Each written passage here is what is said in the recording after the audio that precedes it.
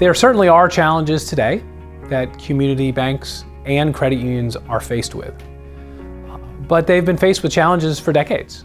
We can think back all the way to the Great Depression, the financial crisis of 2008, our most recent situation that we're in with a pandemic.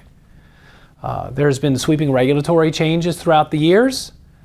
There's been acts like Sarbanes-Oxley, for example, that have altered the banking landscape.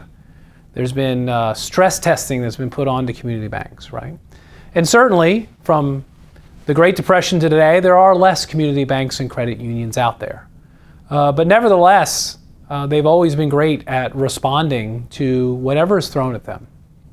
And Ceto has been fortunate enough in our 27-year history, and again, 3,000 banks and credit unions that we've worked with, to be able to help our clients weather those changes. So at the end of the day, certainly banks and credit unions have yet another challenge in front of them over the next year or two about how are they going to respond and recover from all the things that they've done to offset kind of the pandemic and the effects of that.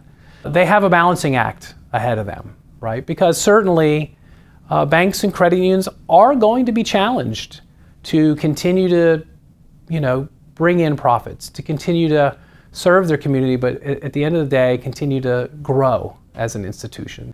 Now, more than ever, is a time that they need to be mindful of core banking principles. They need to be mindful of what's going on their income side and what's going on their expense side of the balance sheet. They need to be mindful of what's going on with their community. So, certainly leadership has got to step up to the plate.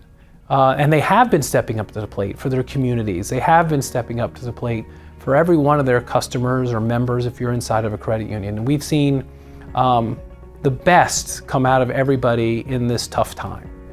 But at the same time, they need to be wary of that balance sheet. They need to be wary of the financial stability of the banks that they operate or the credit unions that they operate. So at the end of the day, I think that they are going to have to go back to basics over the next couple years.